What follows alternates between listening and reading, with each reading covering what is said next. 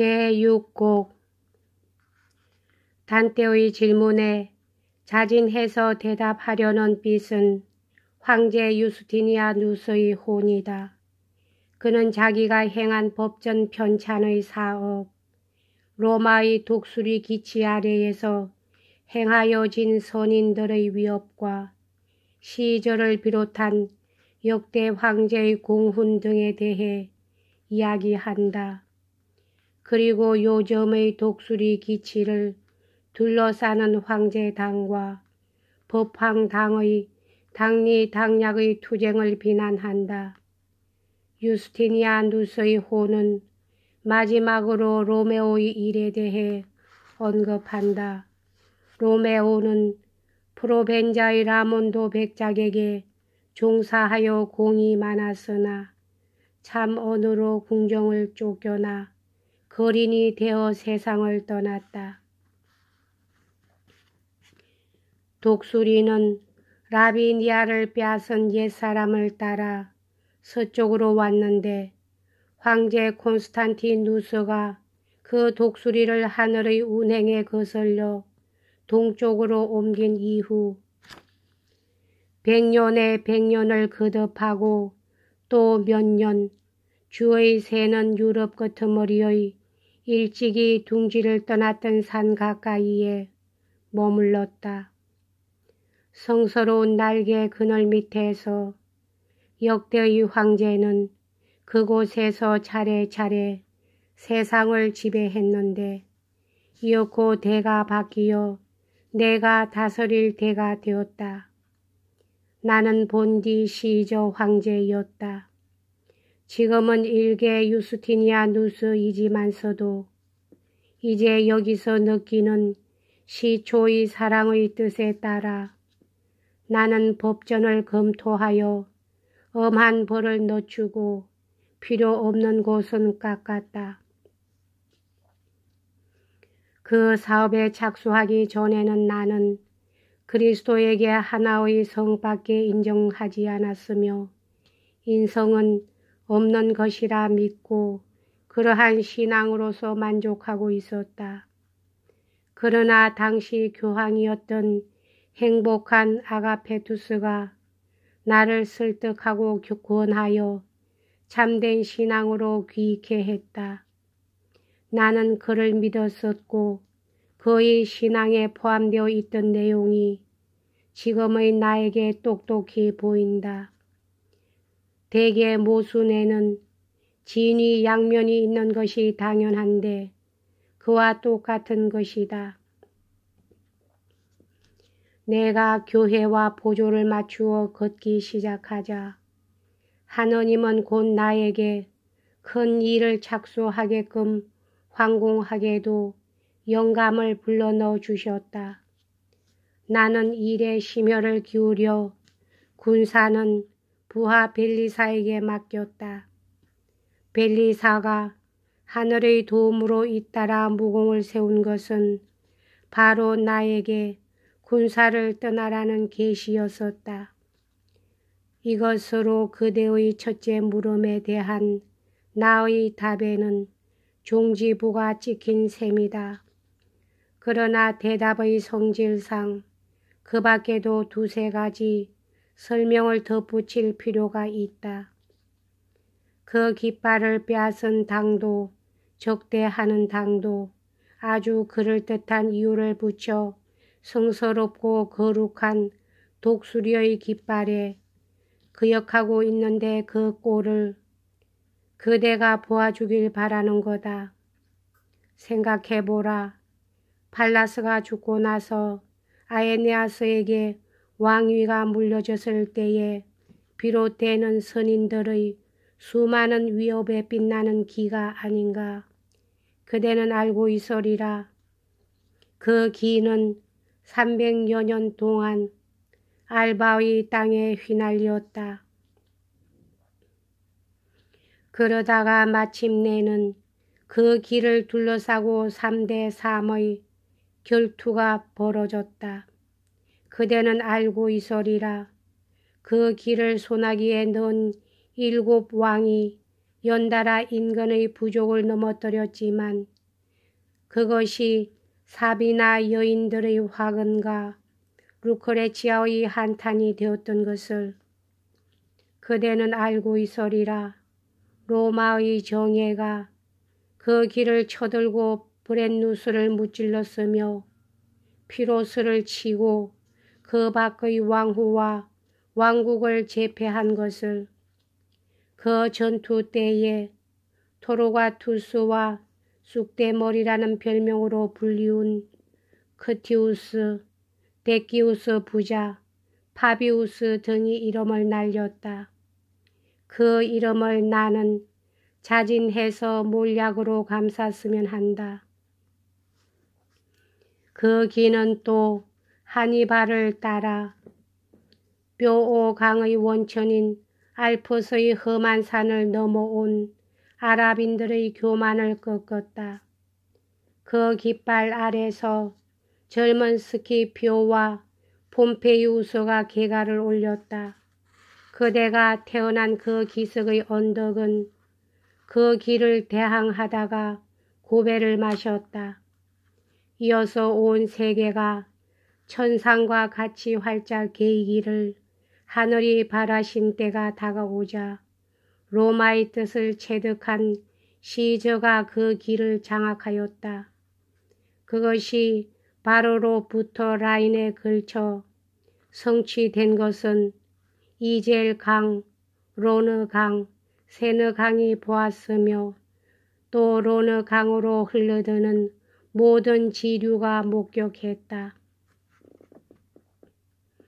이어서 그것이 라벤나를 떠나 루비콘을 건너서 행한 작전으로 신속 과감하기 이럴 데 없이 필슬로스도 뒤따르지 못할 정도이다. 독수리는 먼저 스페인을 향해 군사를 몰았다가 곧 다시 디라키움으로 전전하며 팔사스를 격파하여 그 아픔을 더운 나일 강변에까지 느끼게 했다. 독수리는 일찍이 제가 떠났던 안탄드로스와 시모이스 그리고 헥토르가 영원히 잠든 땅도 다시 보았다. 그리하여 프톨레마이오스를 무섭게 치고 날아올라 번개처럼 이우바를 향해 내려갔다가 이어서 그대들의 서쪽 스페인으로 전전하였다. 폼페이우스의 잔당들 나팔 소리가 들렸던 것이다.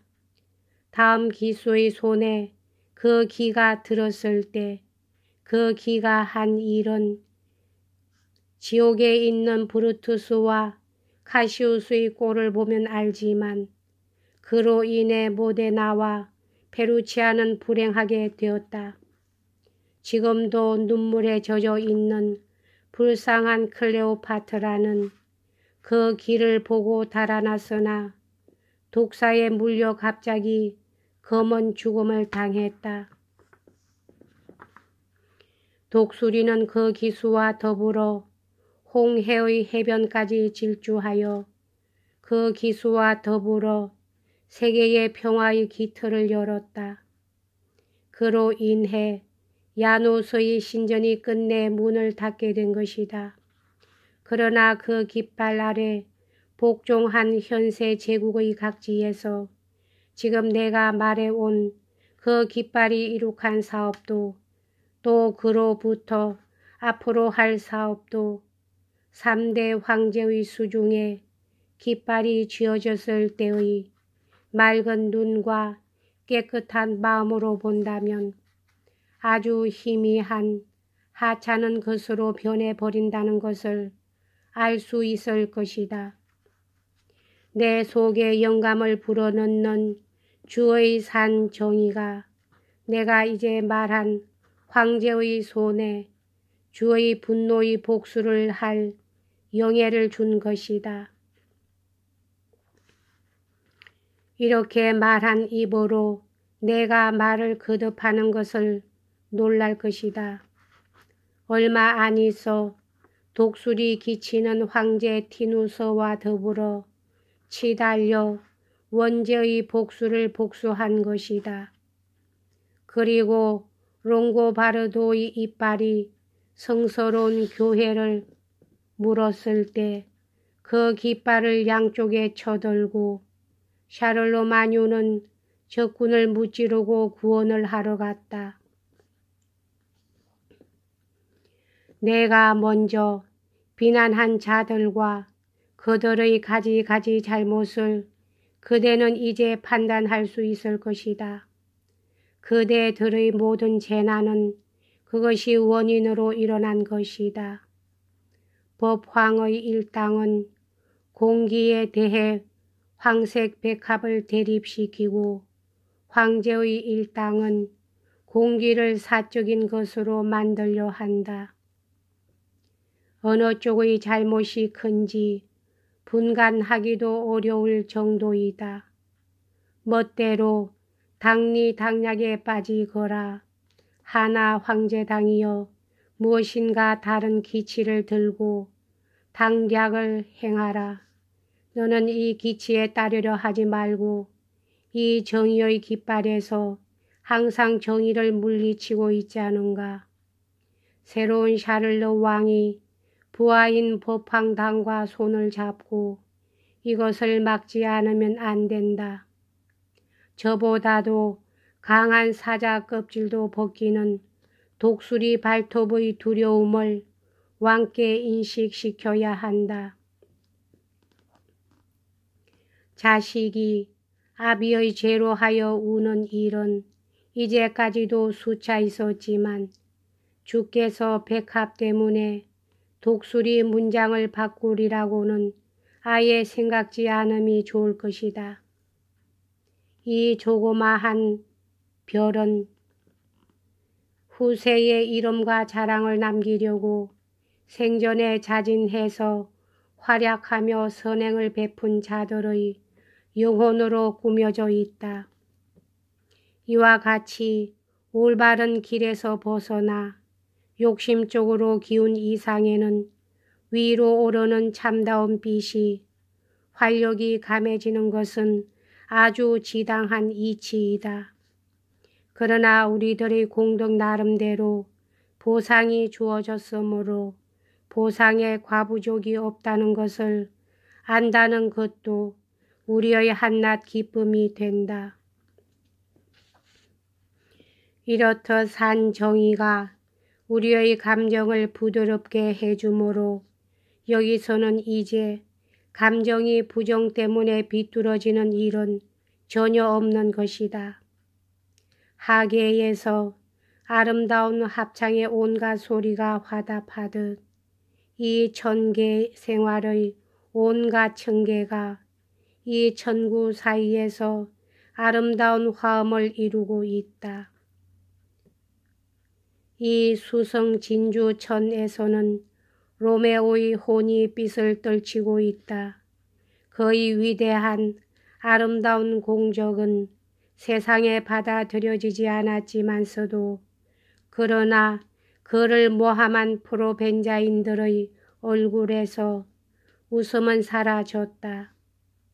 남의 선행을 저의 해로 간주하는 자는 길을 그르친 자다. 라몬도 베링기엘이 백작에겐 네 딸이 있었는데 모두 왕비가 되었다. 천한 방랑객인 로메오가 중매를 한 것이다. 그러나 이윽고 참언의 마음이 움직인 라몬도 백작은 이 정의의 사람에게 청산을 요구했다. 열의 원금을 7 더하기 5으로 돌려준 그였는데도 그런 일이 있은 뒤 그는 늙은 몸으로 가난하게 그곳을 떠났다. 한 조각 또 한 조각 빵을 구걸하며 연명을 한 그의 심중을 짐작한다면 세상 사람들의 존경심은 더 한층 깊어질 것이 틀림없다. 여기까지 하겠습니다.